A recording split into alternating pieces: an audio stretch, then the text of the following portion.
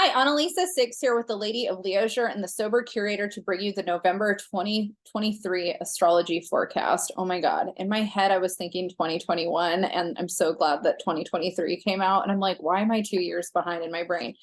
I actually tried to record this video a few hours ago, and my computer wasn't plugged in and just randomly shut off in the middle of it. And I'm very upset that I felt like I was on a good roll in that last video. I'm pretty bummed out about it. So, yeah, I don't know. I try to trust that everything happens for a reason and that maybe I wasn't meant to have that video be the one. Maybe this is the video that's meant to be the one, but I am extra glammed out with my makeup. And part of that is because it's Halloween and I thought it would be fun recording on Halloween to have a little bit of extra something going on, but it kind of feels like it's a little too much. I also didn't really powder my foundation, so I feel like I look a little shiny. I also did a little bit of a costume for fun just for Instagram, and I took the makeup off with jojoba oil, so I think that's why I also look a little bit shiny, because I had to reapply some makeup. Anyways, that's already so off topic. We're going to talk about November's astrology, which I'm hoping is better than October's was. October has been such a rocky month astrologically and so intense. We're in eclipse season. We're in the eclipse portal. We had 2 eclipses this October, and I'm just kind of over it. I'm over this year. This year's been really challenging for myself and for a lot of people, and challenges obviously make way for new things and opportunities, and I try to see everything in a positive way, but sometimes you're just like, when does it end? Like, do I get a break? I get a lot of breaks, to be honest. I think that one of the things that I feel like I'm trying to be more cognizant of, and I'm sharing this in hopes that it helps anybody else who might be going through a challenging time right now, but there's all these spaces between challenges that happen. Like today for me is one of them where nothing's really, like, I don't have anything I have to do today. I don't have any plans outside of doing these videos. And there's been little things, like obviously my computer dying and like kind of the flow of my day has been disrupted.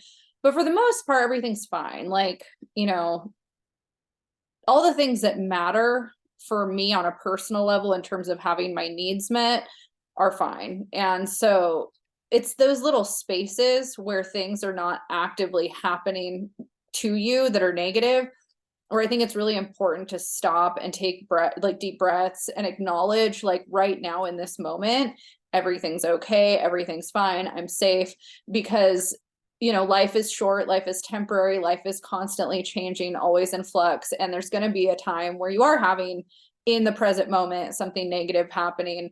And you might look back to those moments where there was kind of nothing there. And maybe in your head or your mental space, you were thinking negatively or future tripping or reflecting on the past and feeling depressed about it, and you're going to wish that you had maybe stopped and been present. That's the whole thing about being present, is acknowledging the present moment as it's happening, and finding gratitude within the spaces when things are peaceful, right? When there's peaceful space, it's really common, I think, for us to see peaceful space as boredom or as like not enough is happening or stagnant. It's really common for us to feel really stagnant in peaceful space. But I think that it's also really important to acknowledge peaceful space as that, as like, this is an opportunity for the nervous system to calm down and start to regulate and to lean into peaceful space. And that's a lesson I've been learning, because I've been a very go, go, go, go, go person my entire life. I like to work really hard.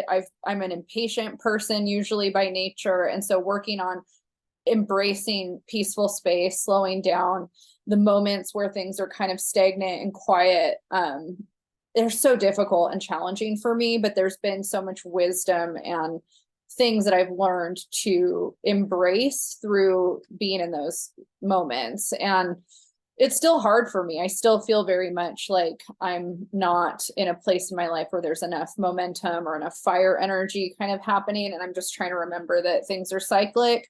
That's something about Scorpio season. So let's move into the astrology, and I can just get off on a tangent forever. So let's let's segue all of that into the astrology of November. So we start out every November in the fixed water sign of Scorpio. So it's Scorpio season. Happy birthday to all of the Scorpios out there. It's actually my cousin's birthday today, Ollie. So happy birthday, Ollie. I think they're 22 today. And then it's one of my really good friend, Tessonia, her birthday. She is a YA author now. And we met when I was 15 years old and we played in a band together. And it's her 40th today. So happy birthday, Tess. I already texted both of them and wished them happy birthday, but I kind of felt like giving them a shout out since today is their birthday, Halloween. It's Halloween today. So let's go ahead and pull up the chart and start talking about just November. And I said this in the last video, and I don't think it necessarily needs to be said, but one of the things that, if you're new to my channel, I have been doing astrology forecasting since 2017, and I used to do it in a written blog, which is a great way for me to learn astrology. I started writing about astrology as a way to learn it. And then I, just developed a passion for covering the transits every month. But as I started to develop some of my health problems and also just got a little bit, I felt stagnant in how I was writing the forecasts, I decided to switch to the video format. And I've noticed that it's just a lot easier on my nervous system to just talk versus sitting in front of a screen writing. That was kind of flaring my body up more. This flares my body up too, but I really enjoy talking, so it's a little easier and more enjoyable for me. The other thing too about these videos is I don't actually do any prep prior. I just wing it and I learn what's going on for the month while I'm looking at everything. So I have my ephemeris, I have my planetary guide, and so I am learning as I go what is happening for us during the month. And I actually really enjoy doing it that way. Someday maybe I'll do more prep, but I think it's really fun and enjoyable to kind of wing things because I'm crazy. So anyways, let's dive into the month. So Scorpio season, here we are. Let's just talk about where everything is that we're starting out with. So we have Mercury and Mars with the sun, and the planetoid series all in Scorpio right now. So this is a little stellium that we have going on. So Mercury is currently at, or I guess tomorrow we should say, on the 1st is at 17 degrees. Mars is at 14 and the sun is at 9. You can see all of that there. So a lot of energy in Scorpio. Mercury in Scorpio is not one of my favorite placements because it does lend itself towards more reactivity, more confrontational interactions that sometimes can be hurtful. Being reactive can be hurtful sometimes if we really weren't thinking before we said something. And so with Mars and Mercury both in the sign of Scorpio, there's more opportunity for us to be more on edge or irritable or agitated or angry or frustrated and react on it in a way that's kind of explosive, or, we might have a harder time thinking before we react, if that makes sense. On the plus side, the thing that's really great about Mercury and Scorpio is there is this ability to see beyond. So we have the ability to go deeper, see things deeper, to get really into our emotional state in the subconscious and kind of sleuth through the shadow work. Like this is a shadow work energy. So if you're not familiar with shadow work is, I believe, a Jungian. Carl Jung, I think, was the one that coined that term. I might be wrong on whether or not he was the origin of that, but I'm pretty sure he was the origin of the term shadow work, where we're basically going into our subconscious and conjuring up hidden things like our traumas. Maybe there's memories or things that we haven't really processed or dealt with in a deep way.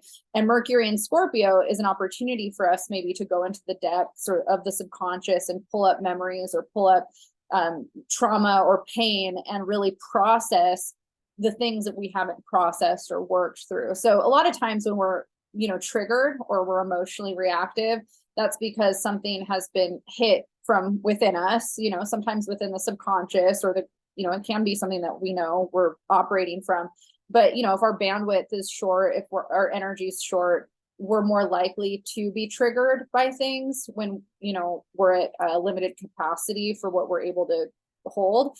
And so if somebody says something to us the wrong way, that might trigger us into having a reaction. And sometimes what the person, said wasn't necessarily what triggered us. Maybe it was how they said it. And maybe we've got some kind of, trauma from our past that makes us more susceptible to how we're spoken to or how we got triggered by that person. I hope what I'm saying makes sense. When I was in therapy, our marriage counselor, he called it icebergs, which I think is a pretty generic term for a lot of therapists, where your iceberg is essentially like your, trauma or your subconscious kind of memory. And then when an iceberg gets triggered, which is usually something from childhood, then, sometimes that comes up to the surface, that reaction comes to the surface. And sometimes the person in present day that's on the receiving end is like, I have no idea why you're taking it that way. I didn't mean it that way. And that's, you're taking it that way, or you're projecting how you thought it was being said to you, or, being put on you by a projection, essentially. Like your projection of your trauma or your trigger can then dictate your reaction, kind of thing.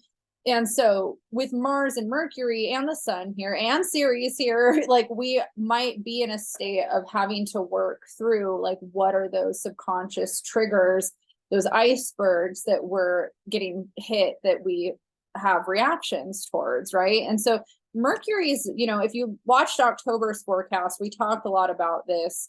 Mercury entered Scorpio on the 22nd of October. Mars entered Scorpio on the 11th of October. So we've already been in this. And then the start of November, we're still kind of going through some of those themes in that story. So Mercury is going to be in Scorpio until it looks like the 9th. Let's confirm that. Yeah, Mercury enters Sagittarius on the 9th, and then Mars is going to be entering Sagittarius more at the end of the month. It looks like around Thanksgiving, around the 20, well, is that around Thanksgiving? Thanksgiving's the 23rd. It looks like it's happening on the 24th. So, we're still kind of working through a lot of deep things. And Scorpio season brings that up. I mean, that's just kind of the theme for this time of year. Scorpio represents the underworld, the subconscious, our shadow work that needs to be done lives in that kind of area of the zodiac. And Scorpio rules the 8th house, which is the house that also represents the occult. Our connection to death and rebirth on a literal level and a metaphysical level. So that's kind of why I was like, let's just jump into the video, because when I was talking about just how to transmute energy or kind of get in the spaces of peace in between the chaos or in between the challenges, Scorpio is kind of an opportunity for us to learn that skill. So there's 3 levels of Scorpio. There's more, but the generic story is 3. I've shared this story in a few of my blogs that I've done over the years. But essentially, the first kind of chapter of Scorpio is the Scorpion, where the Scorpion represents kind of the first layer of Scorpio, where our feelings that are more lower vibrational live. So, humans are capable of a wide spectrum of feelings and emotions, and the way that we react to things kind of dictates where we're at in our own personal evolution as humans. Like maturity is considered to be something that we work towards as we're getting older, right? So the first layer of Scorpio is kind of, maybe we could dumb it down by saying it's more of like an immature state, where feelings like jealousy, competition in a negative way, because I think there can be healthy competition, but competition that's driven by like envy, lust, jealousy, maybe some expressions of rage or violence that can be somewhat destructive or hurtful, live in this lower frequency. The Scorpion symbolizes this frequency because we think about, he's a bottom feeder, or she, it is a bottom feeder that, lives under, kind of these dark surfaces. And when it's, triggered or reactive, it stings, right? And so that's the lower vibrational state of Scorpio, where it's like, oh, I'm triggered and therefore I'm going to attack. And, also, very vengeful, revenge and vengeance are themes. And I'm not saying that lower vibrational energy doesn't have its place at certain moments. Like there's times when we need to be angry and rageful and reactive. And I think that one of the things that's really important is to not lose your ability to have reverence for the spectrum of emotions. At the same time, to live in a reactive state is very, it can be very detrimental to our emotional mental health. It can also be really hurtful and detrimental to relationships, especially as we get older. If we don't learn how to mature and evolve to a place of what the next layer of Scorpio is, then we sometimes are stunted in our growth as individuals. So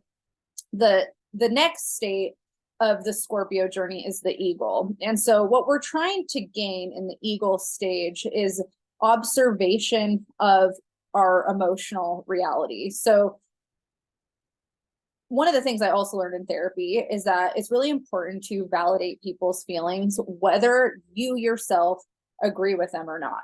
And that's been very good for me in my own life, because I was gaslit a lot in my life and told that my feelings were wrong or didn't matter about certain situations, especially by men. And when you're being gaslit in a situation, it's crazy making, because you're like, okay, well, I get that you feel that way, but this is the reality that I'm experiencing, right? And I think that there's something that's really important that I learned in therapy that I think is really beneficial for everybody, is that you can validate somebody's feelings while also having your own feelings and your own truth. So both truths can be true without you necessarily agreeing with somebody or seeing it the same way. And so, for an example, when we get to the eagle stage, so we go from Scorpion to eagle. And Scorpion, we have our feelings, we're justified in having them, so we react. That's the stinger, and we feel justified in whatever the reaction may be.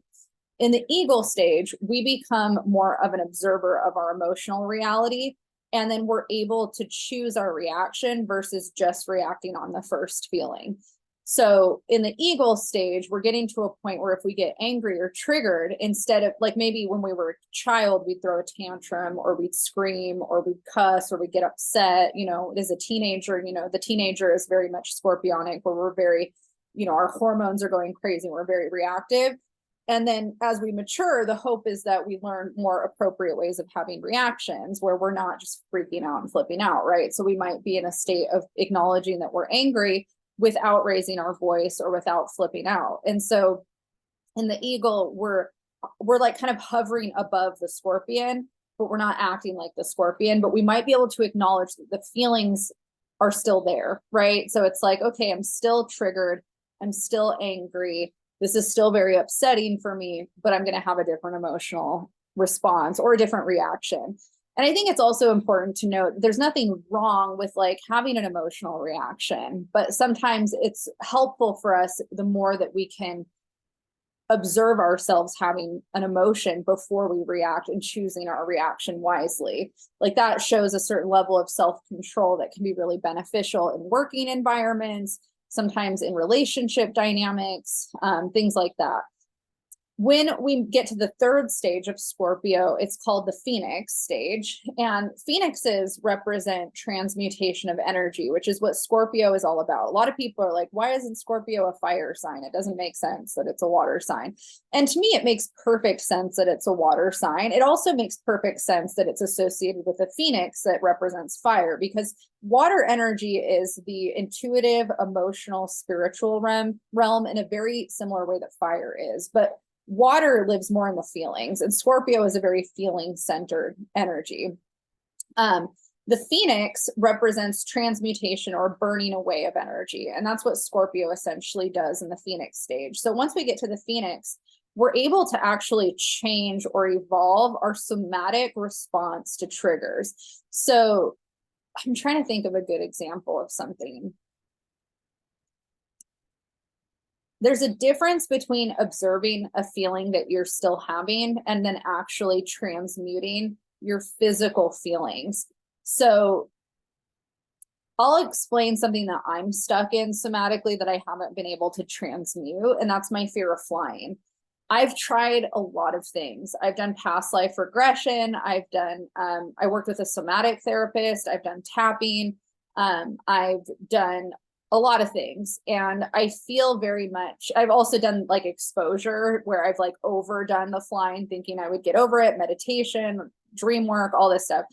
And even when I've gotten my mental state into a really good grounded place, the physical feeling in my body when I'm in that environment is so anxious and I can't seem to get control over that.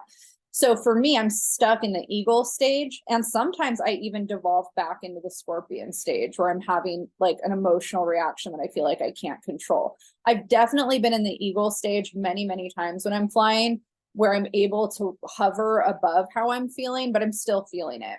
The Phoenix stage would be that if I was able to get over my fear fully and forever. And my mom's actually done that. My mom had a fear of flying, which I don't know if her fear was ever quite as bad as mine, but she did have one and she was able to transmute it. And now she flies no problem. And she's tried to give me lots of advice on how to do that for myself.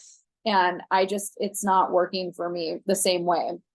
I also don't have as much of a desire to get over it as I think some people do. I think I feel more beaten down by it because of how much I've tried and how much it feels like it still hasn't gone anywhere.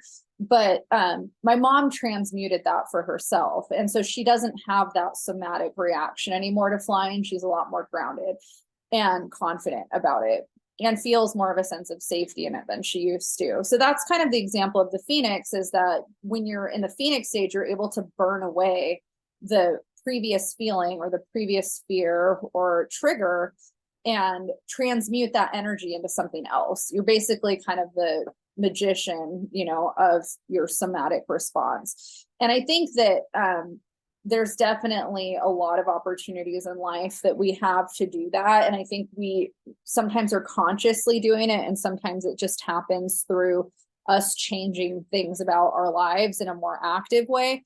But I think that the phrase, wherever you go, there you are, is a really good example of being stuck in the scorpion or the eagle stage, because I think that the Phoenix stage is where it's not wherever you go, there you are. It's very much like, no, I'm changing this, So, yeah, it's more alchemical, I guess. So there's some tea on Scorpio and kind of what this season represents and how we can use Mercury and Mars and Ceres in this position to transmute and grow in our own ways. So let's go ahead and just start getting into the week. We also have Venus in Virgo. We've got a big Virgo kind of energy still going on with Juno and Venus in Virgo and Lilith here. We also have, let's see, Jupiter still in Taurus, Uranus still in Taurus, Saturn obviously still in Pisces, Neptune still in Pisces. The outer planets are still kind of doing their thing that they've been doing. So on the 1st of November, the only real major transit that we have is the moon moving into Cancer, and then Mercury and Scorpio making a hard aspect to Chiron. So again, very on brand for talking about triggers coming up. Chiron's been in Aries. There's a hard aspect to Chiron in Aries, and they're both Mars ruled signs. So Mars is a big player in this dynamic too. More reactive, more easily triggered by things that are in the subconscious. And so we might be feeling a little scorpionic starting November out. We might be easily sensitive and needing to, check ourselves before we wreck ourselves, because we're more likely to be a little bit more reactive. But again, it's a really good opportunity to go deep with how we're feeling and what needs to be healed. And, if there's things within the subconscious that are coming up that we really need to actively acknowledge and work on. So if we go to the 2nd, we have a transit happening in the evening with the Sun and Jupiter. So the Sun and Jupiter are going to make an opposition. And, Jupiter's known for being the great benefic and, bringing good fortune, but Jupiter is also tied to death and is also like death transits essentially. And so when we have a Jupiter transit, there's this side of it that can be really positive and expansive and abundant, but there's also this side of it that could be very transformative and bring something kind of to an end that is painful and, hard at the same time. And a Sun opposition isn't necessarily an easy energy either. So even though it might be pushing us to grow and evolve and expand, there's still a lot of tension between that opposition and whether or not we feel like it's a way that we want to grow or expand. There's also, whenever the Sun and Jupiter make aspects to each other, there's a little bit of a larger than life or too much of a good thing or too much of something that can sometimes lead to a not so good thing. And so there's always like kind of that flight of Icarus, like be careful, don't get too close to the sun, you know, that kind of thing.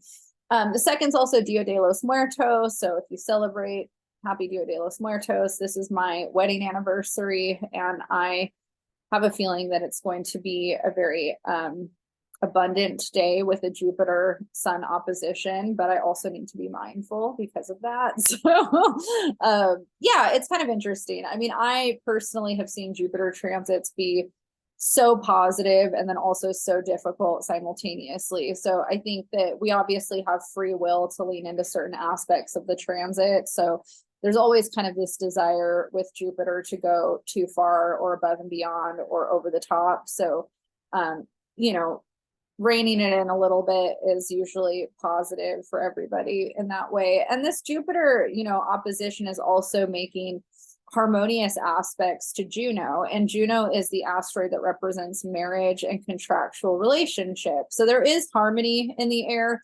It's not an exact trine. So we see Juno is right here. It's at 6 degrees. And then we've got the 10-degree Jupiter making a harmonious trine and a sextile. So, you know, if you're celebrating Dia de los Muertos, this could be a really positive energy for that celebration, connecting to your marital partner or anybody that you have a close relationship or connection to. The larger than life energy could be really good for a celebration or a party in that way. But yeah, you might kind of overextend or feel, you know, a little bit of that push and pull of the opposition there. So just stuff to keep in mind. Let's see, what else do we have going on? So on the 3rd, we're going to have still that frequency of the Sun and Jupiter opposition. There's a lot of transits going on with the Moon in Cancer. And again, you know, some of the things to take in mind too with the Moon in Cancer, the Moon's, you know, is in domicile, it rules Cancer. And the Moon in Cancer tends to lend itself towards us wanting to be more introverted or focus on self-care and feel kind of more nurturing to the soul and the self. And it's going to be making a lot of aspects to all of the water and earth energy that's happening in Scorpio and Taurus. And so if we are, you know, being more extroverted, it might feel like we need to do things that are a little bit more nurturing. I mean, it's a great family energy. So I feel like if you are doing anything with family, you know, it's still kind of this, you know, today's Halloween, but, you know, for those that celebrate All Saints Day and Dia de los Muertos and all of that, it is a really positive energy for those celebrations and family. We also have on the 3rd, Venus making an opposition to Neptune. So Venus in Virgo will be opposing Neptune in Pisces. And, you know, it's interesting. I think that one of the things about this energy that I'll say it feels really good to me is that it feels very creative. And so I think that Venus-Neptune energy complements, even in an opposition, Venus and Neptune are very complementary to each other. And I think that this is, for a creative person, a really positive boost in creativity, especially with some of the other transits going on with the Moon. So if you feel like you need to lean into your art or being creative or even self-care, you know, Venus in Virgo is a really good time to get your health in order and to focus on daily routines that set your health and your wellness, you know, your relationship to wellness up for success. It's a really positive energy for that.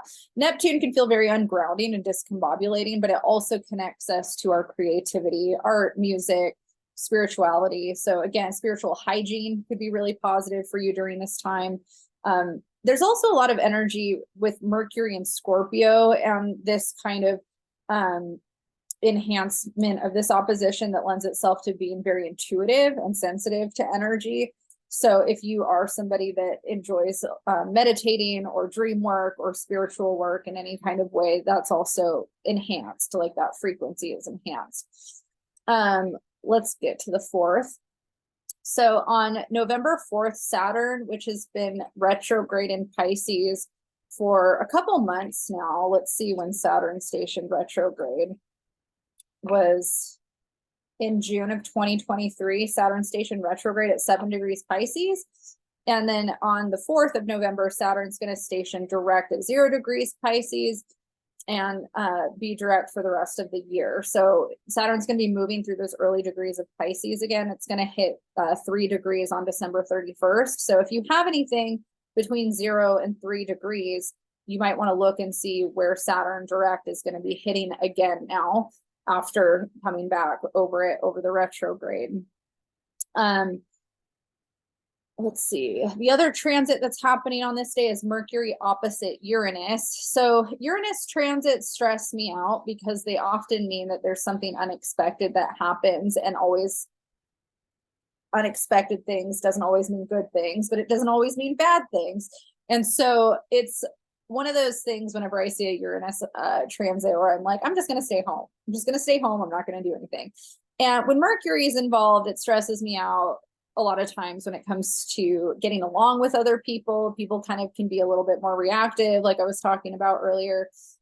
There's also sometimes people more prone to accidents during this time when it comes to travel and things like that. Mercury has a connection to travel. So, you know, there's some tension on this day for sure. The 4th, the moon is also going to be entering Leo and making some hard aspects as well. So there's more tension on the 4th and a little bit more room for there to be for things to not feel smooth, or maybe as smooth as they felt the day before. Let's see here. Let's go ahead and move to the 5th. So on Sunday the 5th, we have a last quarter moon at 12 degrees Leo, and last quarter moons are a great time for releasing and letting go. So we have the opportunity to reflect maybe on some of the Venus and Leo themes, or just Leo themes in general, and think if there's anything that we feel like we're ready to release and let go. Again, as a reminder, Leo represents our self-expression, our need for validation, self-love. It rules the heart and the spine, so things around the heart and the spine. Leos are very romantic, and often are learning how to share themselves in a way that is appropriate, rather than not oversharing and be disappointed that people don't share themselves with you the same way, finding a way to be fulfilled from within without that external validation, that kind of stuff. Self-love rituals are really great for Leo transits. And the moon in Leo too, like we tend to want a lot of attention or connection with people. Leos need a lot of affection. We need a lot of connection, attention, affection, and validation. And it's exhausting for a lot of people in our lives because we need it so badly. So a lot of times Leo has to work on giving that to themselves and finding a way to feel that, a sense of fulfillment from within. And for me, being a woman and being a Leo, I know that makeup and doing my hair and getting fully dressed and making beautifying myself is one of the ways that I find that. It's a ritual for me, and sometimes I forget how much I enjoy doing that. And so, sometimes just doing little things like getting myself dressed or, putting a cute outfit on is one of my versions of that. It's different, obviously, for everybody, but that energy might be helpful that day, Sunday the 5th. The cool thing about this happening on Sunday too is that Sunday is ruled by the sun and Leo is ruled by the sun. So I think that's fun. Daylight saving time also ends, it says, on this day as well. So Mars on this day is going to make an inconjunct to Chiron. So again, we had that transit happening on the 1st with Mercury and Chiron, and now Mars is coming through and having that same hard aspect. So again, we might, over this week with this inconjunct energy, we might be feeling a little bit more sensitive about our triggers, our icebergs. There's more opportunity for us to feel reactive. So again, that's kind of something to think about. And, with this Leo moon energy, we might be in a place where maybe there's a certain pattern or dynamic that we've been in that we're ready to transmute. Like maybe we're having a Scorpio reaction, and then we're hovering as an eagle to psychoanalyze it. And then maybe we're like, I'm ready to transmute this like the Phoenix and figure out how to move away from it or let it go. So those are all kind of things to be self-reflective over if things come up.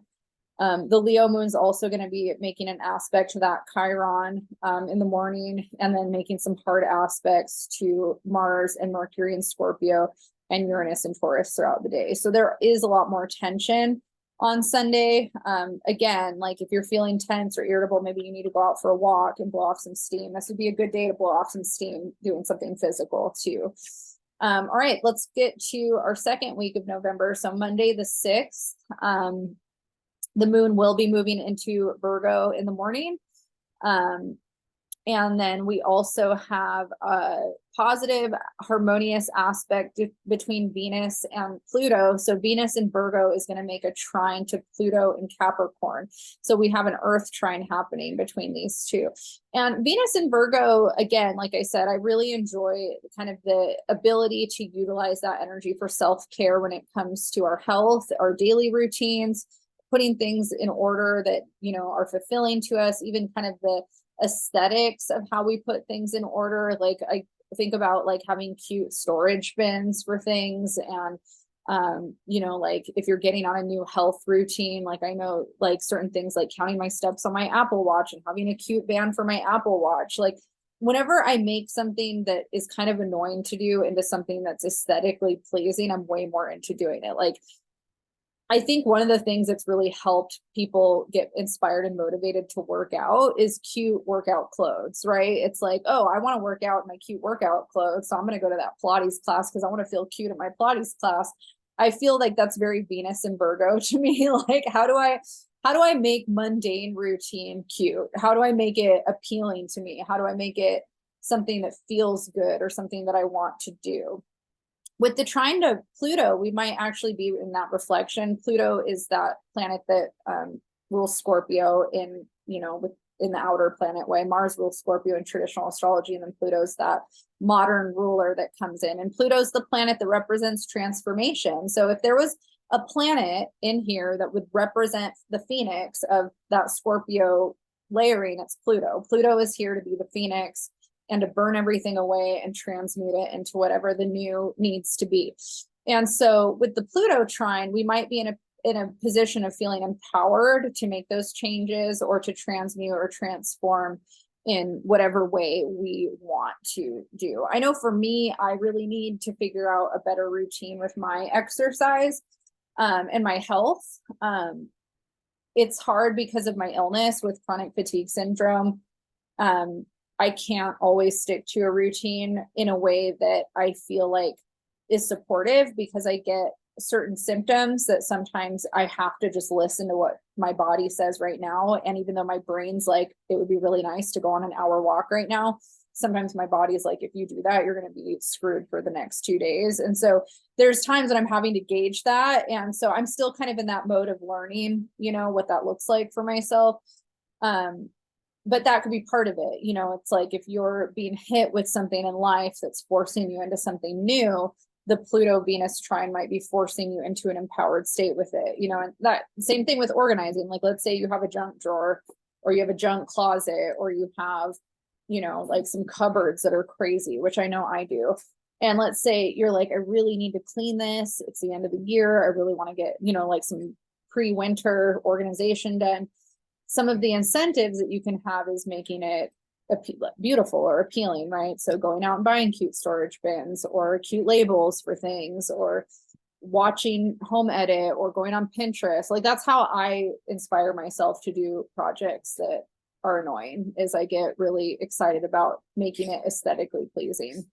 And Pluto is that, you know, power, pain into power. How do we transmute this into something that empowers us and makes us feel confident? I know I felt that way about my taxes for a long time. They stressed me out. And I was like, I don't want to be stressed out by this. How do I make this into something that's like, I've got this bitch? You know, it's like kind of leaning into the things that you don't like, trying to make them enjoyable.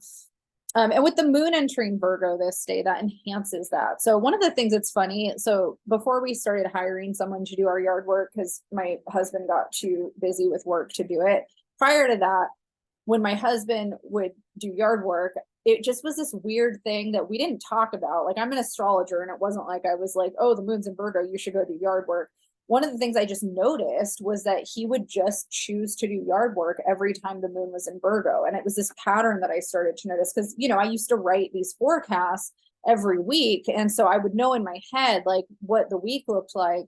And I just noticed the pattern, and it was so bizarre to me. So whenever the moon's in Virgo, I'm always like, ooh, that's exciting, because that probably means I'm going to have some boost of energy in terms of taking care of something, you know, in the house, or, you know, I don't do yard work anymore, but, you know, like that would be something that I would have done before. And, you know, maybe taking care of my plants, or replanting something, or cleaning the kitchen in some more organized way. Like moon in Virgo is really positive for that.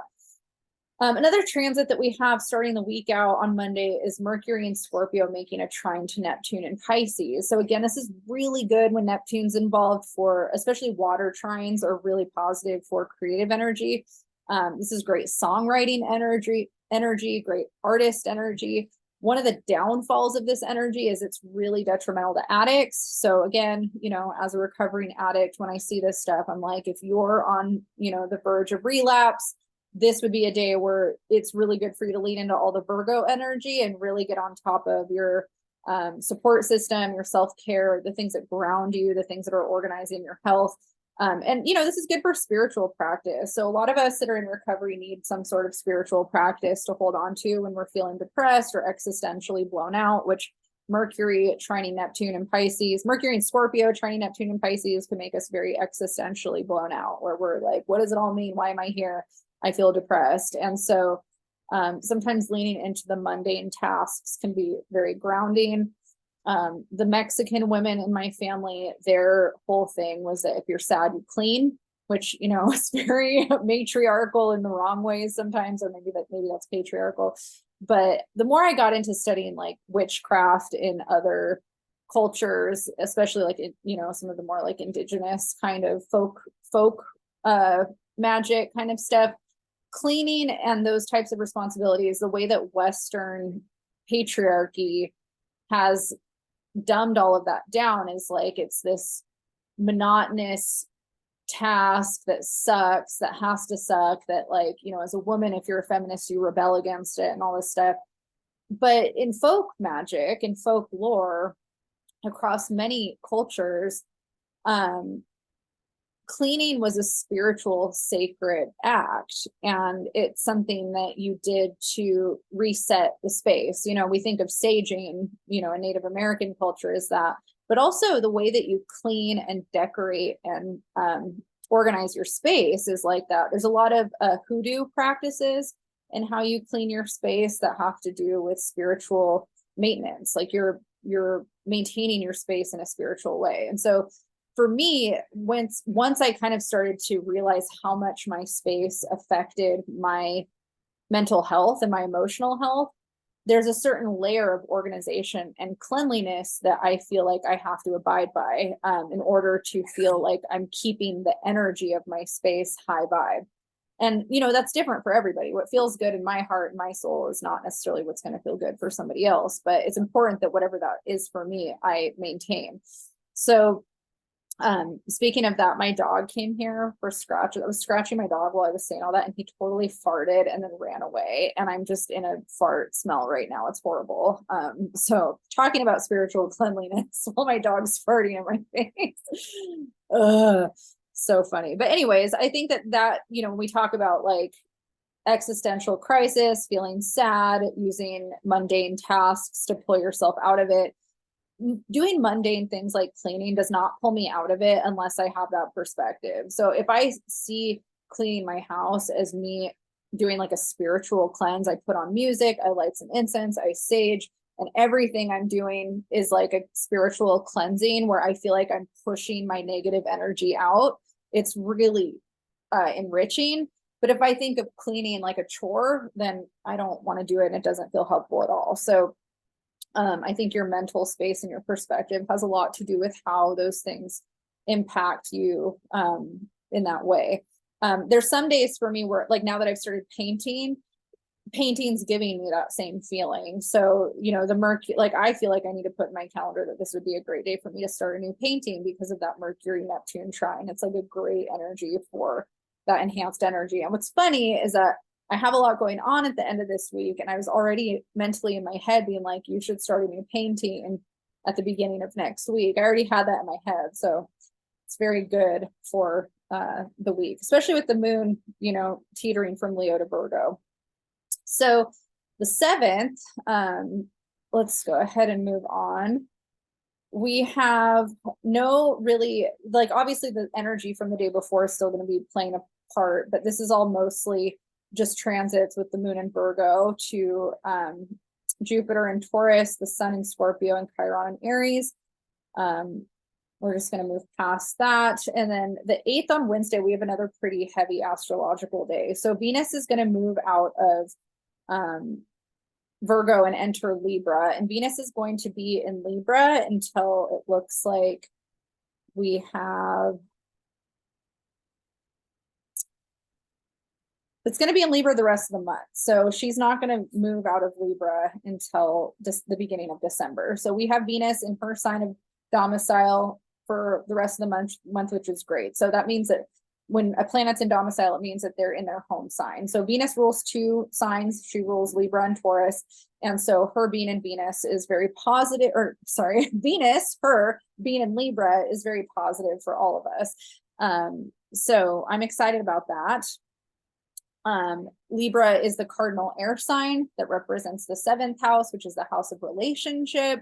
So I know that this year has been really hard on a lot of relationships because we had Venus retrograde in Leo, and Venus was passing through Leo for a long time. And even in Hollywood, they have dubbed this summer as the summer of divorce in Hollywood, which is wild to me because I didn't know that. And I found that out recently, and so many couples that I know have been having some pretty intense marital problems, even ones that haven't split up. So I do think that Venus in Leo was extra hard on a lot of us this year, and going from Venus in Leo with a Mercury retrograde straight into all this scorpionic kind of energy and tension has not been a smooth transition either. October had a lot of tension in that way. And so having Venus enter Libra, I think it's kind of like a welcomed, like, we need this right now, because Venus in Libra wants there to be harmony, wants there to be conflict resolution, wants things to kind of become balanced and peaceful, and for there to be some sort of smoothness moving forward. So I'm hoping that for all of us, that despite the fact that we still have Mars in Scorpio and Mercury is still in Scorpio for another day, we start to kind of feel like we're able to feel connected to people again in a positive way. And like we're starting to see some resolution out of some of the conflict that we've had. This same day, Venus is going to make a hard aspect to Saturn and Pisces. So right out the gate, we've got some tension with Venus and Libra making a hard aspect to Saturn and Pisces. But, you know, Saturn comes in to our lives to show us where we still have growth to do. Like Saturn is kind of, you know, considered to be that kind of hard, heavy energy that feels stifling. It's a hurdle that we have to overcome. And I think that, you know, Pisces is very much the opposite, in the sense that Pisces is this ever-flowing frequency of all, you know, it's love, but it's also the void. Like it's just everything, you know, it's our connection to source in a way that, you know, I think love is in there, but I think that it's also, it can be neutral and just opportunistic. Like there's room for everything. And so it's interesting because it's almost like with Venus and Libra, you know, which is, you know, considered to be this very loving energy when it comes to connecting with people and partners and friends, kind of coming in this hard aspect to Saturn and Pisces. I think whatever trauma or difficulties we might have gone through this year with Venus and Leo, and over the summer, we might have some barriers up, and we might be kind of working on being vulnerable again and learning how to love again from a new place. So I think that's going to be a big theme while Venus is making its way through Libra, learning how to love again, learning how to connect again, learning how to feel safe in a relationship again, or feel vulnerable again. We also have Mercury in Scorpio making a sextile to Pluto in Capricorn on this day, which is a harmonious transit. So this energy, so Mercury-Pluto aspects are often considered to be investigative energy. Like we're able to peel behind the veil and see the truth. Or, you know, if we feel like there's something mischievous or mysterious going on, we're able to suss that out and get to it. It's considered to be kind of like the spy or the detective or something like that. And so this type of energy is interesting because I think that there's a couple different ways that you could take that. You could take it literally in your life. Like, let's say if you are suspicious of something and you're ready to kind of see the truth or hear the truth, or secrets will be revealed, like this is a time period where that could be coming out. On a personal level, this could also be a time where things from your subconscious are starting to come to the surface. So how do you really feel about something? You know, what needs to change? What needs to transmute? Like, what's your deeper kind of sense of self with those things? So if that makes sense, like there's also kind of like a personal, you know, investigative journey that can happen where we're still, you know, like here's an example. You know how like sometimes you'll go through something and in the moment that you're going through it, you're just in it, you're feeling so many things that you're not really sure what to make of those feelings yet or how to act on them. You're just kind of like, this is happening and I just have to get through it. And then maybe 6 months later, you look back at that and you see yourself in it differently because of the growth that you've done or who you are. And then you're like, oh, that's what I was going through or what I needed to work on. And it almost makes the current moment more obvious to you of like who you are and where you're at. And I think that this year specifically, especially with the summer transits, was kicking up a lot of dust in that way. So, you know, maybe there was a lot of things that we thought were fine. And then once the dust got kicked up and kind of like, wait a minute, things aren't fine, but we're still kind of like, but why? Why aren't these things fine? And then we get to these transits and it's like, oh, that's why this isn't fine. Like, here's kind of more of the truth behind, you know, the confusion. So I think there's an opportunity for us to get to that place with some things. There might be some aha awareness moments. The sun in Scorpio is also going to make a hard aspect on this day to Chiron and Aries. So if you think about it, the first we have Mercury in conjunct Chiron. Then we have, it looks like on the 5th, Mars in conjunct Chiron. And then we have the sun in conjunct Chiron 3 days later on the 8th. So there's kind of this like the whole first week of November, Chiron, Chiron, Chiron, you know, and we're, you know, with the Scorpio energy, it's all Mars ruled. And so again, you know, things from the past, things from the deep, the subconscious are coming up that we're needing to work through. And maybe by the 8th, again, with that Mercury to Pluto and that Venus to Saturn, we're very much more cognizant of why certain things are not, you know, hitting for us and our truth. Like maybe our truth is starting to look more obvious to us. I'm thinking of so many people, including myself, who've been having a lot going on in their relationships and how there's so much in a relationship that you experience with somebody that it's in some ways so simple and so straightforward, but then in other ways it feels so complex and like so multidimensional and layered and nuanced. And so sometimes those nuances or the multidimensional aspects of a relationship can make things feel a lot more complicated than they are. And maybe after this week in November, things that felt more complicated start to feel more simple. It starts to feel like, no, the fact of the matter is that this needs to happen, and it is or it isn't, you know. Feelings can make things feel a lot more complicated than they are too. So that eagle helps us see kind of, here's the complex emotions, but really it can be diluted to just this simple fact, you know. And then the phoenix comes in and says, are you ready to change this? Are you ready to transmute this? Are you ready to move on from this? Like, let's make this happen. Okay, so let's move on to the 9th. The moon is going to enter Libra, and Mercury is going to move into Sagittarius, where it will be for a while, because our next Mercury retrograde happens in Sagittarius in December. Yay, I can't wait. As a Sag rising, that's going to be so fun. No, I'm so not into it. So we are now moving out of the Mercury Earth cycle and into the Mercury fire cycle. So one of the things I will say is that Mercury is going to leave Sagittarius and move into Capricorn at the beginning of December, but then it's going to station retrograde at 8 degrees of Capricorn in December and move its way back into Sagittarius. So it's a little bit of a Sag Cap Mercury going on, but we are going to have Mercury in Sagittarius for the rest of November. And Mercury in Sagittarius is not considered to be the strong placement for Mercury. Mercury is one of the rulers, well, is the ruler of Gemini. It rules Gemini and Virgo. And Mercury in Sagittarius, it's considered to be in detriment, meaning it's not in its comfortable place. Mercury in Sagittarius can be a very scattered energy, indecisive, kind of all over the place when it comes to what it believes, what it thinks, what it values. So there can be some confusing energy with Mercury and Sagittarius. At the same time, Mercury and Sagittarius is a great time for learning, for opening ourselves up to new spiritual experiences, education, also teaching or disseminating things that we know.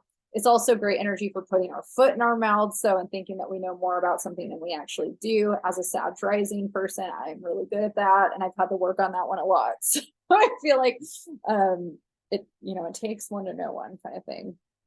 I personally love Mercury and Sagittarius dominant people that have Mercury and Sag, because we can talk and talk and talk about philosophy and spirituality and religion and theology and all of the things I love to talk about, but it can be overstimulating and exhausting. So, that energy is enhanced with Mercury in Sagittarius.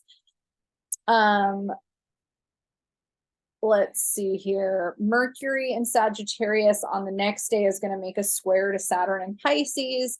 And, Mercury Saturn squares are interesting. I think that humility is something, again, like putting your foot in your mouth or kind of being mindful, with things is important. I think that this is a powerful energy for being open to learning and less about asserting, which can be sometimes difficult. I think that, again, for addicts, this could be an energy that's challenging. It's easy to feel very existential, blown out. Why am I here? What does it all mean? Sagittarius is called the seeker. And so with Mercury and Sagittarius, we're seeking, something. And with Saturn and Pisces, we're also maybe going through an existential, kind of spiritual journey of what does it all mean in a different way. Saturn in Pisces is also, there's a signature towards depression. So if we are experiencing high levels of depression during this time, I do think that having some kind of spiritual practice can be really beneficial for those of us that struggle with depression. I'm one of those people. So, sometimes it's really healing and empowering to find spiritual modalities that help ground you and give you a sense of purpose or meaning in the world. Like having a meditation practice or something too can be really positive for that. Doing dream work, dream journaling, those types of things. November 11th, the moon's going to enter Scorpio, and we are going to have Mars in Scorpio making an opposition to Uranus. This is also Veterans Day and Day of Remembrance in Canada. And so Mars Uranus transits are another transit that I don't appreciate very much, because Mars and Uranus are both known to be little, I'm gonna say it, little fuckers. They're here to fuck shit up. So I feel like this is a day where if I could tell everyone just stay home, don't do anything, this would be one of those days for sure. And what's interesting, it's happening at 11:11 p.m. So some cosmic fuckery afoot for sure. We're more likely to hurt ourselves, accidents, but unexpected things happen with Uranus, and things that we're not, just don't try to do anything that if something unexpected happens this day, you're going to be really upset about it, because I can guarantee things are not going to go quite according to plan. And if I'm wrong about it and you have a great day, then I'm so happy I'm wrong. Just so happy I'm wrong. I love being wrong when it comes to transits that are fuckery. And it's also important to remember, like, I'm talking about the exact day that these transits are happening, but there's always an orb of influence. So it's, the couple days leading up and the couple days after, there's still that frequency in the air. So those are important things to kind of keep in mind. All right, so Monday, here we are. We're going to skip Sunday, because Sunday we don't have any major transits. We're still in that kind of frequency. of that Mars-Uranus opposition. And then Monday, we have a new moon. The thing that sucks about this Mars-Uranus opposition too, is that we're in the balsamic stage of the moon, which is really challenging stage. Like, so, you know, over Sunday, we're going to be kind of in this very introverted period. We might be feeling a lot of tension and irritability. And then the new moon happens at 20 degrees of Scorpio. And we also have the sun and the moon making an opposition to that Uranus too. So yeah, this part of the month is probably going to feel pretty intense. I wouldn't be surprised if a lot of people felt really depressed, if we felt very introverted and introspective. Try to use this as an opportunity to work on some of those things that came up at the beginning of the month that, you know, are deeper within the subconscious that, you know, are things that you're going to need to work on more actively. So yeah, it's just, you know, life throws us things sometimes that are just not very fun. We just have those days. I think I'm going to be on my period during this time. So hopefully I'll just be home in bed. I'm going to try to make sure I don't schedule anything. One of my friends was supposed to come visit that weekend. And now I'm like, yeah, it's probably good that you're not coming and that I'm just going to be home by myself. It's probably what was meant to, the cosmic forces helped us in that way. So that's good. The moon later in the day after it makes the new moon transit is going to enter Sagittarius. So by the early evening, or by the evening, we'll have the moon in Sagittarius. November 14th, we don't have any major transits. The 15th, Mercury in Sagittarius is going to make a harmonious sextile to Venus in Libra. So let's say that you've had some conflict come up in your communication dynamics with anybody, like your partner or friends or anybody. This is a day of resolution. So Mercury in Sagittarius is really good at seeing all sides, really good at weighing out pros and cons. Very, you know, it can be super reactive. Like, I'm not going to say it can't be reactive, but it's philosophical. You know, it can see deeper truth, deeper meaning. It can see kind of, you know, what needs to be sorted out. Sometimes too much, you know, sometimes it needs to be reined in and brought down to earth a bit, but there's opportunity here. And then Venus in Libra wants there to be peace and harmony and resolution. So hopefully, if anything has been a little bit bumpy, this is a day where we start to see some things smoothing out. Mercury will be making a hard aspect in conjunct to Jupiter and Taurus. And so that's something too that we might be feeling some tension with. And, you know, Jupiter and Taurus wants us to expand and grow within the material, the financial, you know, the physical, you know, is what Taurus rules. And Mercury in Sagittarius, Jupiter is the ruler of Sagittarius. So Jupiter is the ruler of this transit. And, you know, I think that Jupiter is constantly pushing us to grow and expand, sometimes beyond our ways that we're necessarily ready for, or we think we're ready for. We can feel like we're pushed out of a comfort zone, maybe. So this could be something where maybe we feel some of that tension, where we know we need to leave a comfort zone that we're not really ready to leave. But we're trying to acknowledge that there's things that we need to work on in that way. And Mercury, hopefully, in Sag is helping us do that. You know, I think that I've definitely been in a comfort zone that's been uncomfortable, if that makes sense. I'm such a risk taker person I was in my youth, and now I'm so risk averse. I'm not going to get off too much on a tangent with that, but I think that like comfort zones can be very different depending on who you are. Like my dad, for example, who's Sag rising like me, he's a Leo Sag rising like me too. And he is the adrenaline junkie, you know, he's very risk taker. And it's hard for him to stay in one place for very long. So his comfort zone is constantly being on the move and being in very non-comfortable situations. And so sometimes it's important for him to learn the opposite, right? Of like learning how to be still, learning how to be, you know, okay with nothing going on. And then there's the person that's the opposite, where they're still all the time, inflexible. They want everything to be the same all the time. And it's important that they learn the opposite. Is like, sometimes it's good to take a risk and get out of your comfort zone by going out and doing something, you know, it's different for everybody. But that could be something that we're experiencing and feeling with that in conjunct to Jupiter. The moon is going to enter Capricorn in the evening, and in the very late evening, almost the next day, Venus is going to make a hard inconjunct aspect to Jupiter and Taurus as well. So Venus, who's the ruler of Taurus and Libra, Venus in Libra is going to make that hard aspect to Jupiter and Taurus. So again, moving out of a comfort zone potentially in a relationship too. So you might kind of realize that there's certain ways that the relationship needs to expand or grow in order for it to move forward as well. And, you know, with relationship, this can be romantic. It could also be a friend or a business partner or somebody like that, but there's change afoot. Let's go ahead and move on to the 16th.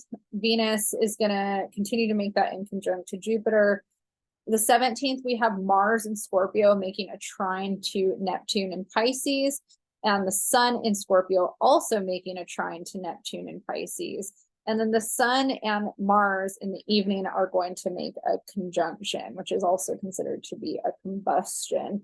And so there's a few different ways that this energy feels to me.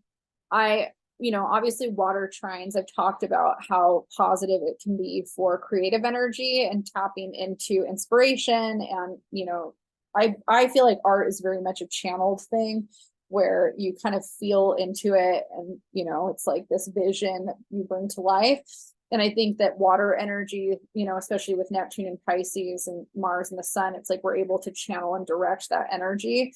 At the same time, it can be very ungrounding emotionally, especially with Mars. So even though Mars is the ruler of Scorpio, and that's a positive energy, we are a little bit more prone to our leaning into our feelings in a way that can be detrimental if we don't know how to do that, but can also be really positive if we're somebody that's really in tune with our emotions. You know, I'm one of those people, I'm very water, like I have a lot of water in my chart. I'm a very water happy person. So I feel very comfortable in my feelings, and I don't have any kind of hangups or stigma around being emotional. Like if I need to cry, I cry, and I just it's therapeutic for me. And so for me, like on this day, if I feel overly emotional, I'm not probably going, like I'll acknowledge, I'll say like, wow, I feel overly sensitive and emotional today. So what do I need to do to express and nurture that in a healthy way, in a positive way? And if you're somebody that does that, this is a great day for you to lean into that. If you're somebody that has a really hard time expressing emotion, this might be something where the emotion, if you try to suppress it, could come out in other ways where you feel a headache, or you feel tension, or you feel angry or irritable or frustrated, when really you might just be in an emotional place where maybe you need to journal, you need to vent, you need to process, you need to cry, you need to feel things. So those are things to kind of be mindful of. And sometimes channeling your feelings into art is a constructive thing to do if emotions are hard to process. Like for me, I have a really hard time letting myself be angry because I've done so much gaslighting of myself, where I think that anger is the way that I feel like I was brought up and taught by not just my parents really, but by society and spiritual practices, is that anger is a lower vibrational frequency of energy. And I've been undoing that story in my head, because as a woman, anger is a really important emotion for us, because we've been taught as women to suppress anger and to like learn how to just be like, you know, okay, like fucked up things are happening to me and I'm just going to smile through it. And I've learned that I've done that so much in my life that I don't have a healthy relationship to anger. Like I will kind of go into this like stoic observation state, and then I have this whiplash reaction where I'm actually in pain, I'm hurting, and I'm emotionally distraught and upset. And I thought I was okay, and I'm not. And so what I've learned to do now is, how do I process my anger in a way that is letting myself have it without being destructive in my life? And there's been a few ways. Kundalini yoga was really positive for me.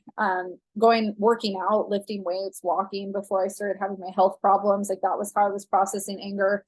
And now that I'm not able to do as much physically with my body the way that I used to, painting has done that for me. So I have this like rage painting where I'm like mad. And so I'll just paint something that like, and listen to music that, you know, kind of feeds into that. So, I think that can also be like, if you have an emotion like sadness or anger or frustration, and you don't know how to let yourself express that emotion in a healthy way, finding something like that, like working out, lifting weights. I did boxing for a while and that was really awesome. But I think there's a lot of healthy ways that we can expel anger without it hurting other people or taking it out on other people.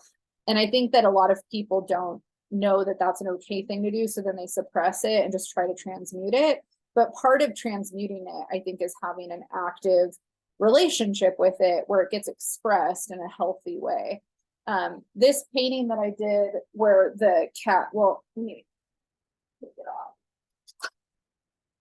off. One of the days that I was feeling really angry and upset, I painted this, and you know, like red is a color that's often associated with anger, you know, and feeling frustration. And I remember just feeling really stuck and emotional, but you know, mad.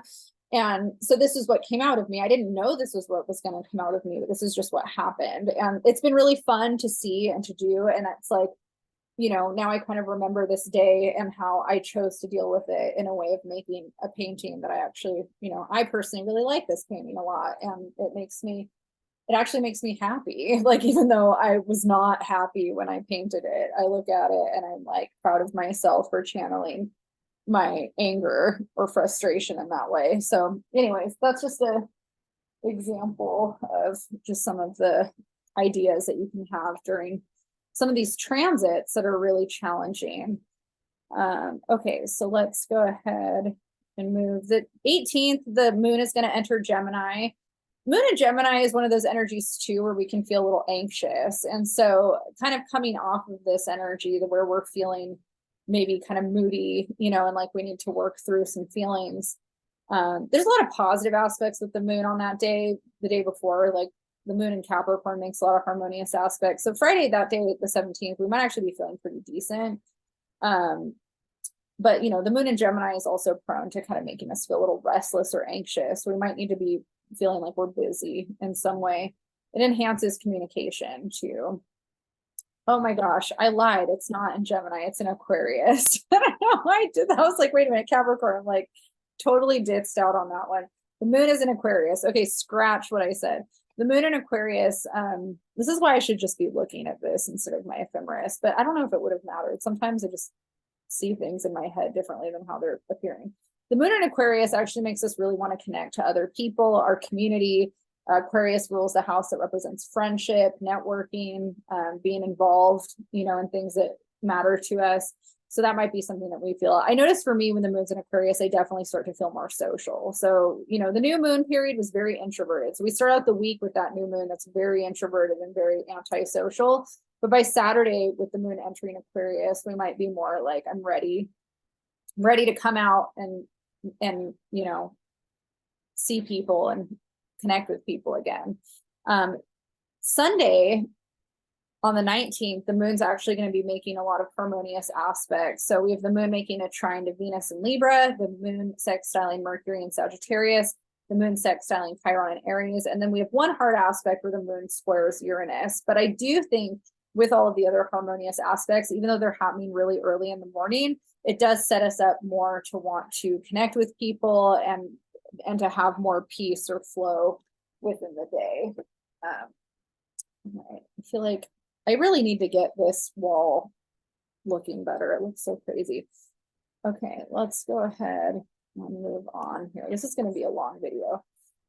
So we have first quarter moon in Aquarius, 27 degrees Aquarius on this day. So again, this is a good time for setting intentions, especially when it comes to our community, our group involvement, the friends that we have. You can also see where Aquarius is happening in your chart, and that'll tell you kind of what is positive for you in terms of setting intentions towards.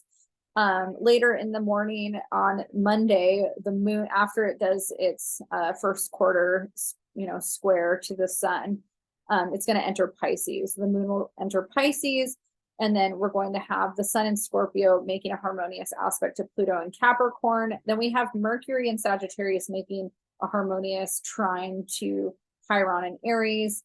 And so it's interesting. I think that there's kind of like a rebirth of self energy on a very subtle level. It might, I mean, for some people, it might feel very, you know, grandiose compared, like depending on where it is in your chart and kind of what you've been feeling already. But I think there's an opportunity here to kind of take some of the maybe hard things that we felt last week and feel like we're ready to kind of start anew. We did that work. We see kind of the direction we want to move in. And there's this ability for us to kind of see the future and what we want to move beyond. The next day we have Mars in Scorpio sextiling that Pluto in Capricorn. So the Mars and Sun are kind of doing this little dance together for a little while where they're hitting some of the same things. So again, Mars, you know, the positive aspects of Mars is Mars wants to take action. You know, there's definitely things about Mars that are volatile and hard and, you know, malefic, where, you know, we experience some tension, but then the positives of Mars is we take action and we feel ambitious and driven and like, I'm ready to empower myself. And Pluto, pain into power. It's that I'm ready, you know, to be empowered and work on where I'm headed. So, you know, whatever tension or darkness or frustration we might have had, we might be in a state where we're ready to kind of move forward. On the 22nd, the sun enters Sagittarius. With that hand gesture, I got excited. So I kind of forgot that we were entering Sagittarius season. I've been in such a Scorpio headspace. So happy birthday to all of the Sagittarius people out there. I, as a Leo, Sag rising, I have so many Sagittarius friends and Sagittarius dominant people, and so does my husband. He's Aries Leo, and he's got a lot of Sag people in his life too. I love my Sag people. So happy birthday to you guys. And then let's see here. Venus in Libra is going to make an opposition to Chiron and Aries on the same day. So yay, more potential wounds for us to come up in our relationship dynamics. So like but it's true, if there's any kind of wounds that you have around autonomy versus relationship, though, there's potential for that to get triggered, which is so common, right? It's like some of us are really autonomous people, and we have to remember that we're in a relationship and that we're co-doing things with somebody else. And then there's other people, or some of us who are really codependent, that have to remember that we're an autonomous person and that we also need to have a relationship with ourselves. And so that kind of dichotomy is coming up during that opposition, and there's work to be done there. On the 23rd, we're going to have the sun squaring Saturn in Pisces, and, you know, sun in Sagittarius squaring Saturn in Pisces. And so this energy definitely lends itself to an existential crisis of some kind of, why am I here? What does it all mean? Getting maybe on a high horse of our own belief systems or philosophies, but we also could be questioning our belief systems and everything that we value, everything that we thought we knew. We might be wondering if that's really how we still feel. You know, Saturn on the sun, I mean, it's not on the sun, but a Saturn transit to the sun can also make us feel a little bit more depressed, especially in Pisces. But this is also an opportunity for spiritual growth and leaning on spiritual practices that help us find grounding. It's going to be hard for us to feel grounded around this. This is Thanksgiving too. So yay. One of the things that's interesting with Sag and Pisces being like the dominant players of this day is that, you know, Thanksgiving is a, you know, overconsumption holiday that's supposed to be in reverence to, you know, the Pilgrims and Indigenous people coming together, which I, since I was a child, have never liked Thanksgiving. I always thought it was a crock of shit. I didn't even like the food. Like, I prefer mashed potatoes on any other day of the year, but on Thanksgiving, I'm just like, get it away from me, get everything away from me. Never really liked turkey. Always thought it was funky and gross. I'm vegan now. I love turkeys, but, you know, in terms of eating turkey and all that stuff, just was not for me. And now, you know, Thanksgiving is interesting because when I was growing up, there was no way that I was ever going to be supported and thinking it was a crock of shit. Now that so many people are woke and, you know, we have Indigenous Peoples Day, now it's like it's so hip to acknowledge the genocide and, you know, horrors of Thanksgiving and all of that kind of stuff. And so it's interesting to watch, because as a youth being on that trip and being told that I was stupid and crazy and not having reverence for our founding fathers and our government and all that stuff, I'm like, right, but, you know, it always smelled fishy to me. But anyways, there's kind of like the values, the belief systems, all of that stuff that comes up into question, that I see the sun and Sag with the square to Saturn and Pisces, like, you know, kind of reinforcing. But then there's also just the pure decadence of Thanksgiving, where even the friends of mine and the people in my life that know that it's a crock of shit, we all still get around and just stuff our faces and overconsume. And Sagittarius and Pisces are known for overconsumption. And so that's something too that this transit is just not, it's funny to me. So I'm just like, yeah, okay, well, that's the day that everybody's going to be shoving shit in their gullet while there's a genocide happening on the other side of the planet. You know what I mean? Anyways, I try not to get political on these because I'm not that educated or informed, but it's just interesting. Okay, so if we go to Friday the 24th, the day after Thanksgiving, this is Black Friday, right? So again, the overconsumption theme. Mercury is going to make a hard aspect in conjunct to Uranus and Taurus. Mars is going to enter Sagittarius, where Mars will be for the rest of the year. And then we have the moon entering Taurus. And those are the main transits for that day. And again, Sagittarius energy is often tied to expansion and overconsumption. So Mars and Sagittarius on Black Friday, there's probably going to be a lot of deals.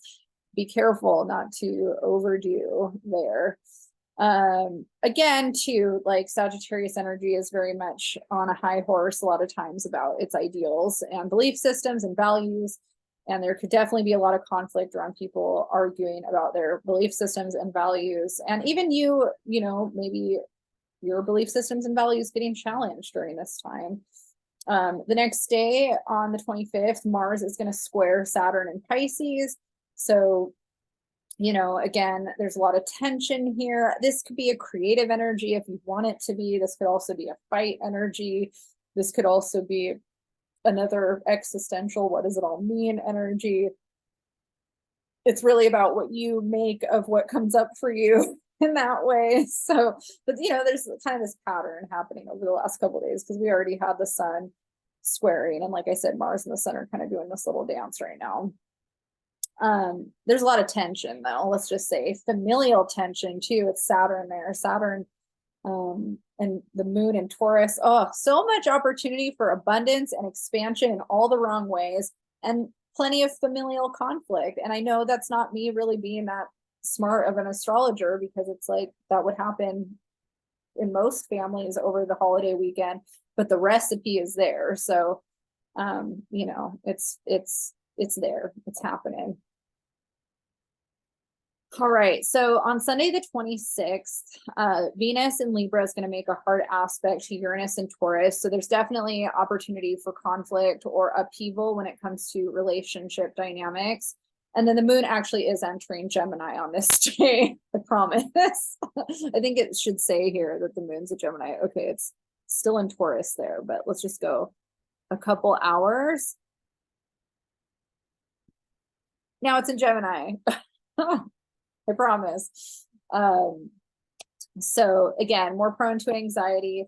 The moon in Gemini, while it's prone to anxiety, it also wants to communicate about feelings and talk things out. So if there is any relationship upheaval that happens on Sunday the 26th, there's opportunity to work it out, talk about it, hopefully have positive communication. We're also on this Sunday, the day before a full moon. So there's still kind of that, you know, get into that full moon energy. We're going to have a full moon at 4 degrees Gemini. And this same day, we have Mercury in Sagittarius making a square to Neptune in Pisces. So very ungrounded energy on Monday, the 27th. So this day sucks that it's a Monday, because it's going to feel like a Monday, and it's probably not going to be a very smooth Monday. And you are going to wish that you had I mean, honestly, take the day off. If you can take the day off and veg out with something that fills your soul and you can just avoid everything, that's what I would do. I'm so pro avoiding things. I don't know if that's good. Since the pandemic though, it's just like, why not, right? All right, full moons, let's talk about them. So full moons are about releasing things, letting things go, but they're also about manifesting, calling in things that we want.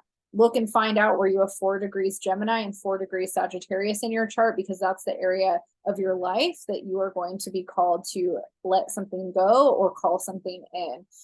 Gemini is the mutable air sign of the zodiac, and it rules the third house in astrology, which is the house of communication. So this might be something where we're acknowledging or reflecting on our perspectives and how we share and communicate those perspectives. Sagittarius, which is the season we're in, which is where the sun will be, and is the opposite of Gemini, is where our values and our belief systems lie. And again, we might be reflecting and acknowledging values and belief systems that we maybe are no longer in alignment with, or maybe we're finding belief systems that we feel more in alignment with and we want to move towards them, or we want to move away from past values and belief systems that no longer serve us.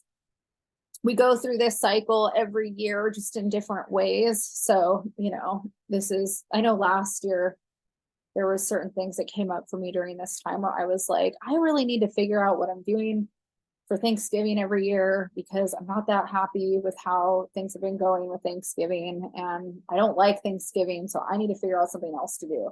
And then this year I'm already too lazy and bored and don't care enough, and I'm like, we'll just do the same thing we do, so I don't know, I'll probably go through another mind cycle of that where I need to figure something else out. I don't know. All right, so let's get out of here. Let's look at Tuesday. The moon is going to enter Cancer in the evening, and the moon's going to be in Gemini all day. So we might still feel anxious a little bit. We still have that full moon frequency. The 29th on Wednesday, the only major transit that we have really happening this day is the sun in Sagittarius is going to make an inconjunct to Jupiter in Taurus. So yeah, it's kind of interesting because I feel like we talked a lot about how Sun Jupiter energy can kind of manifest into pushing us out of comfort zones, expanding beyond, kind of where we've been, acknowledging that growth needs to happen. And, again, like we started out the week maybe reflecting on values and belief systems and ways that we communicate things that need to change. And maybe by Wednesday, we're starting to realize that that's a lot easier said than done, and that it's going to be challenging to actually put those things into place, but that it's something that we want to do and that we need to do. So that's something that might be coming up for us on that Wednesday. November 30th, we have Venus making a hard aspect to Neptune. So Venus in Libra is going to make an inconjunct to Neptune in Pisces. And, this hard aspect, we might feel some tension around the dream. We might envision something around the dream, and by the dream I mean the fantasy or the vision that we have of the future that we want to work towards. And again, there might be some blockages, there might be some challenges, but we might be in a place where we're trying to figure out how we can overcome that. And Venus has to do with our relationships, our relationship dynamics, but it also can have to do with our relationship to self and our own creative energy. And so there might be some things coming up with that, like how do I move forward? How do I overcome some of the challenges? And how do I tune into the parts of the dream or the fantasy that,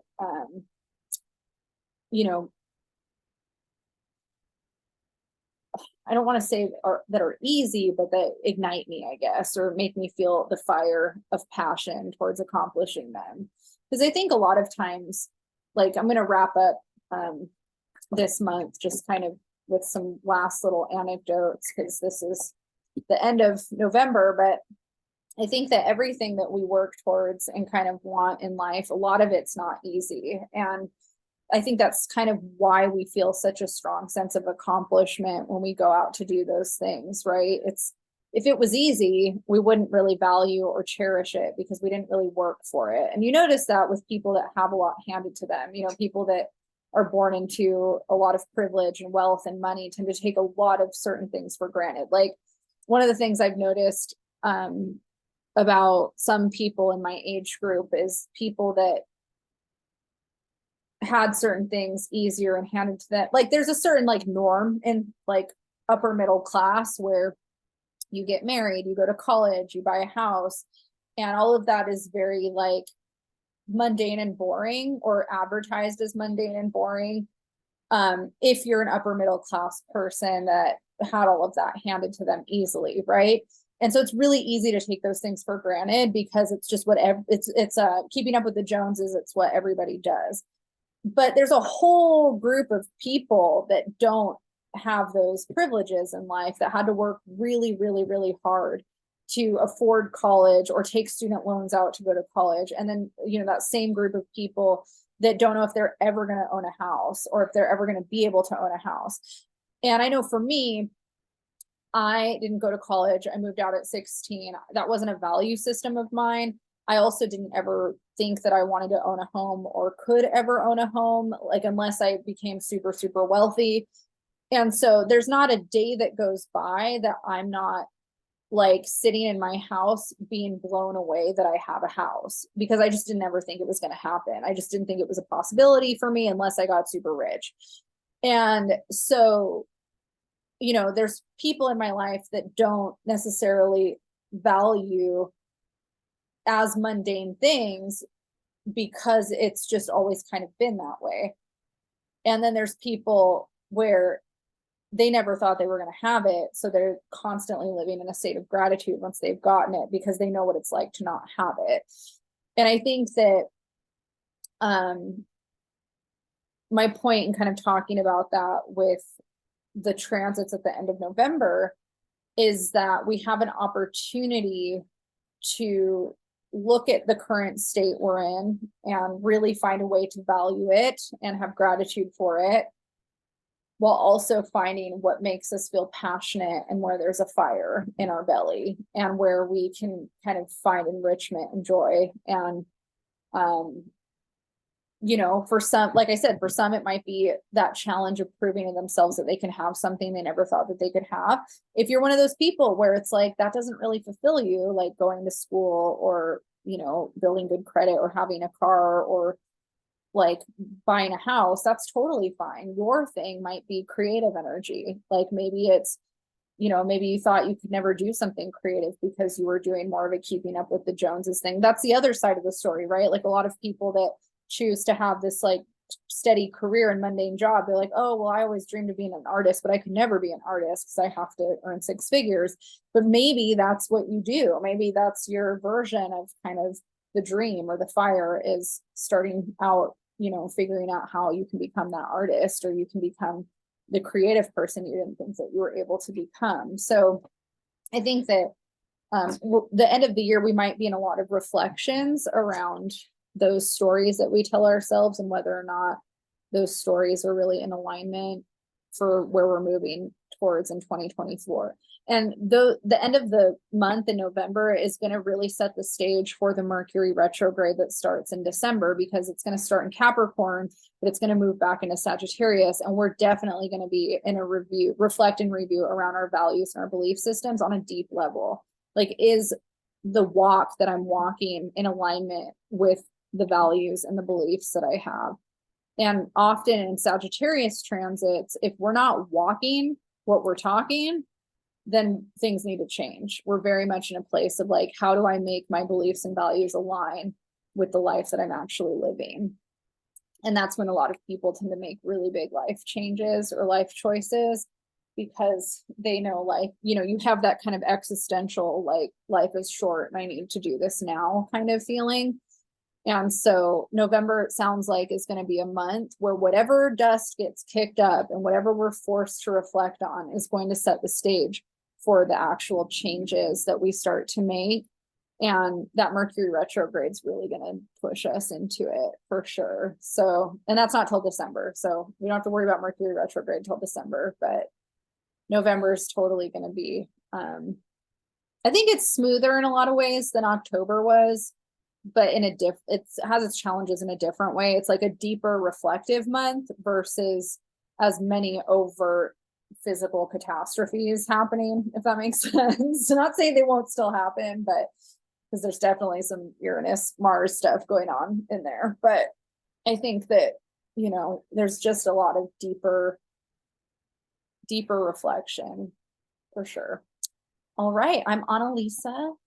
If you liked this video, please hit like and subscribe if you want to know when I post these videos. I'm going to try to do more videos throughout the month in 2024 about other subjects, not just astrology videos, but astrology is kind of where I like to share the most. And you can follow me at Lady of Leisure on Instagram. My website is ladyofleisure.com, and I am also on thesobercurator.com. Happy Halloween. I wish you all the best for the month of November, and feel free to let me know how your month went in October if you watched that video. I will see you all next month.